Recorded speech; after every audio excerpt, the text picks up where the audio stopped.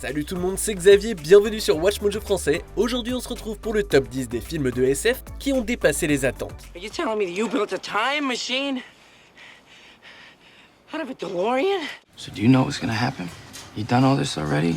As me? You take the red pill, you stay in Wonderland, and I show you how deep the rabbit hole goes. Pour cette liste, on va s'intéresser aux films de SF qui ont fait un carton inattendu ou qui étaient vachement plus sympas que ce que les gens imaginaient. S'il y a une bonne surprise de science-fiction qu'on n'a pas mis dans la liste à votre grande déception, n'hésitez pas à nous le dire en commentaire. Allez, c'est y part.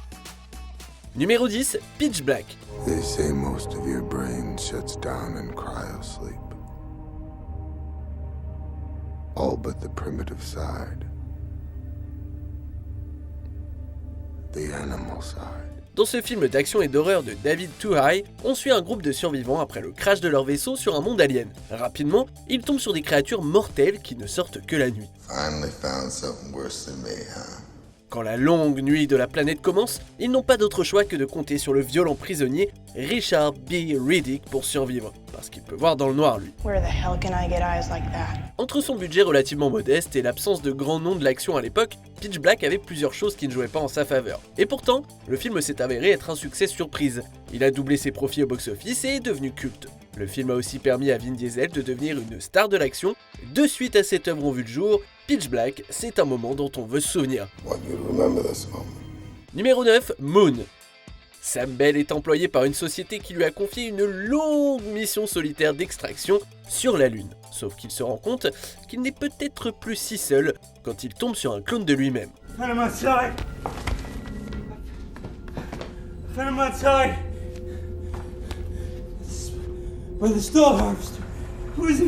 Ça a beau être le premier long métrage dirigé par Duncan Jones, avec seulement un budget de 5 millions de dollars, ce qui est vraiment pas grand chose à Hollywood, et sans dominer le box-office, Moon a quand même réussi à être rentable. Et son vrai succès, c'est au niveau des critiques. La double performance de Sam Rockwell, dans la peau de l'astronaute et de son clone, a été acclamée. What do you think, Tess is back home waiting for you on the sofa in lingerie? What about the original Sam? Huh? I'm the original Sam! L'histoire du film, elle aussi, a été louée, surtout par la communauté scientifique. Ce qui est assez rare dans le monde de la SF pour être souligné. Pour paraphraser un autre homme célèbre pour s'être rendu sur le satellite de notre planète, Moon est peut-être un petit pas pour les films, mais un grand pas pour le cinéma.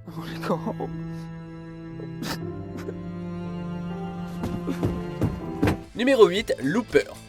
Avant que le réalisateur Rian Johnson ne devienne ce qui est arrivé de pire ou de mieux à Star Wars, selon à qui vous en parlez, il a bossé sur ce film de science-fiction intrigant. Dans ce film, on suit Joe, un tueur à gages qui exécute des victimes envoyées du futur. Tout bascule quand il échoue à éliminer son futur lui.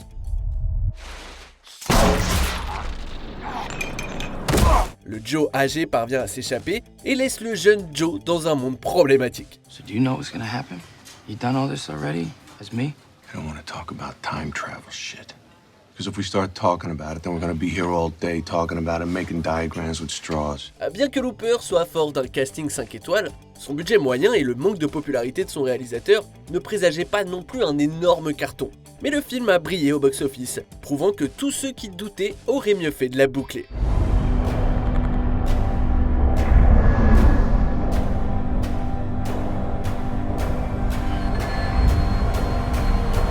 Numéro 7, District 9. Quand 1 million d'aliens affamés débarquent sur Terre, on en fait des citoyens de seconde zone et on les place dans des camps d'internement. Une situation qui mène à d'énormes abus. Un employé gouvernemental malchanceux a l'occasion de vivre la dure vie des aliens dès qu'ils commencent à se transformer en l'un d'eux.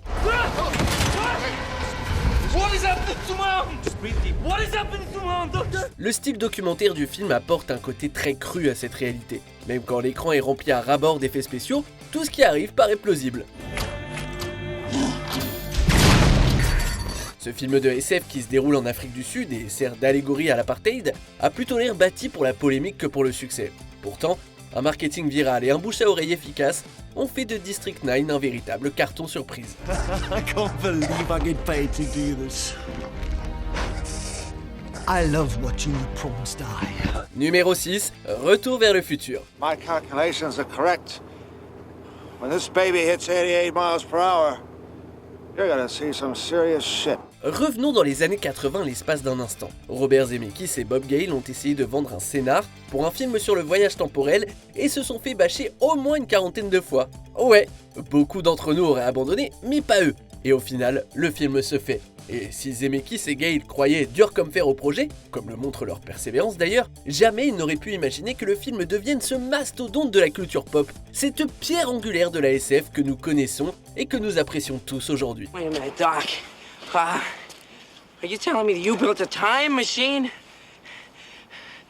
Out of a DeLorean? The way I see it, if you're gonna build a time machine into a car, why not do it with some style? Retour vers le futur s'est noyé sous les louanges et a fait naître des suites, un dessin animé et même une comédie musicale. Les aventures temporelles de Marty et Doc Brown sont devenues un standard de la science-fiction. Difficile d'imaginer que des gens doutaient que ça atteigne 2,21 gigawatts de fun.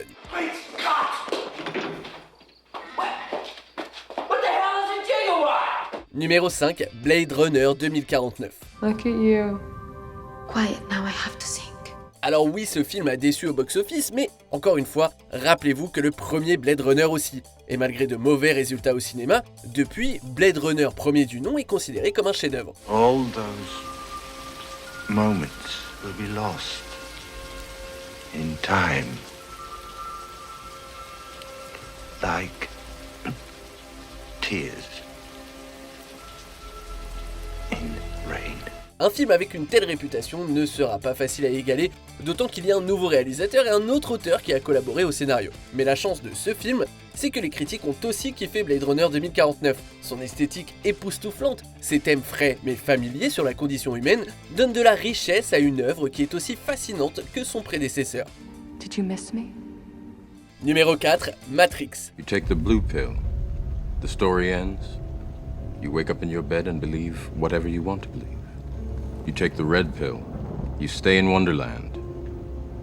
And I show you how deep the rabbit hole goes. Keanu Reeves était apparu dans quelques films au cours des années 90, mais c'est pas pour autant que c'était déjà la superstar qu'on connaît aujourd'hui. Et c'est probablement pour ça que c'était pas le premier choix du studio pour incarner Neo. I know Kung Fu. En plus de ça, l'intrigue de Matrix pour l'époque, c'était quelque chose, hein. Mais tous les doutes, comme tous les cerveaux des spectateurs d'ailleurs, ont été réduits en poussière par les concepts philosophiques captivants et les effets spéciaux fracassants.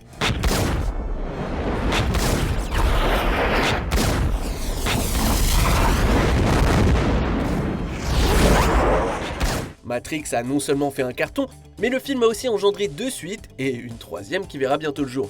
Sans oublier que l'œuvre a inspiré de nombreux imitateurs et a sûrement aussi donné un énorme coup de pouce à l'industrie du textile en cuir. Numéro 3, Terminator. Come with me if you want to live. C'est quand même chaud de se dire qu'à un moment donné, on ne considérait pas comme un potentiel gros hit l'histoire d'un robot assassin envoyé du futur pour éliminer la mère du futur leader de l'humanité. Ouais. Oui, bon, ok, vu comme ça, oui, d'accord, je vois le problème. How could that man just get up after you did? Not a man. Machine. Terminator. Cyberdyne Systems Model 101. Et puis en plus, ça a pas aidé qu'avant le film, la seule œuvre réalisée par James Cameron, c'était Piranha 2, les tueurs volants. Excuse me, I've got business to attend to. Back on Earth. Même la grosse resta Arnold Schwarzenegger n'était pas hyper convaincu que c'était une bonne chose de jouer le Terminator. Mais Terminator s'est avéré plus mémorable que ce que quiconque aurait pu imaginer. Non seulement ça a fait un tabac énormissime au box-office, mais ça a lancé une franchise qui dure depuis plusieurs décennies déjà. I'll be back.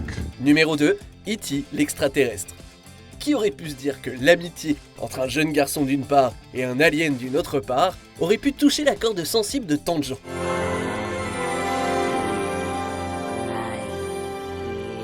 Avant qu'E.T. l'extraterrestre ne devienne un classique du cinéma, le film a dû surmonter bien des obstacles de la part de son propre studio.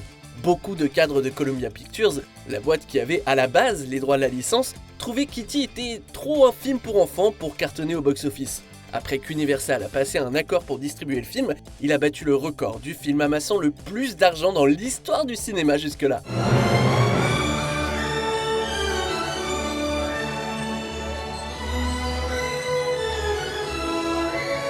Depuis, E.T. est ressorti dans les salles obscures, s'est imposé auprès de plusieurs générations de fans, faisant fondre les cœurs des petits et des plus grands depuis près de 40 ans.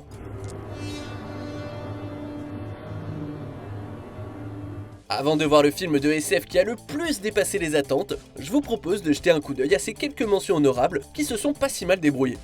La planète des singes, les origines. Après le reboot boudé de Tim Burton, ce film a été à l'origine d'un sacré enthousiasme.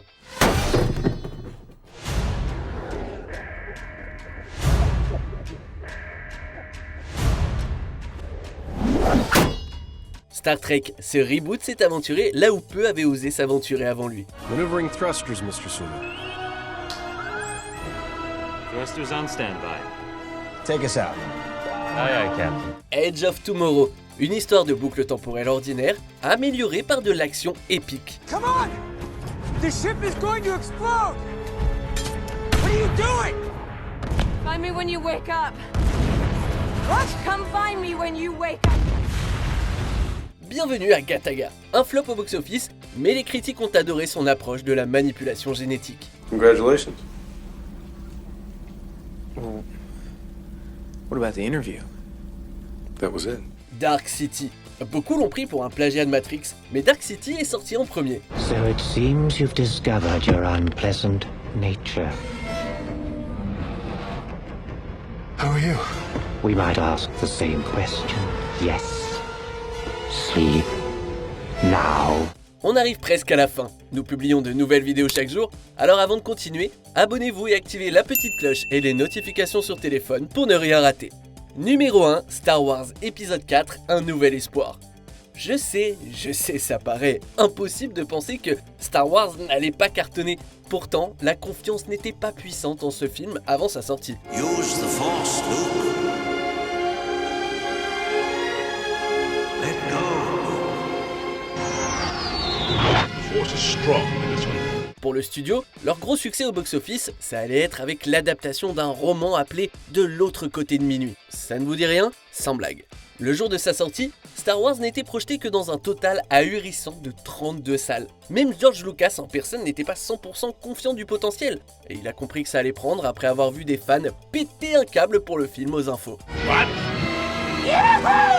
Le film a fait son petit bonhomme de chemin, battant juste le record de l'époque de recettes pour un film. Ça a aussi lancé une énorme franchise multimédia, et ça reste une force dominante de la culture pop à ce jour. Great shot, kid. That was 1 in a million.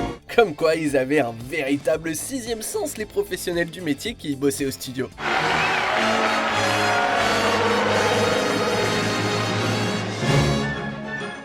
Que pensez-vous de cette sélection? Dites-le moi en commentaire et checkez cette autre super vidéo de WatchMojo français.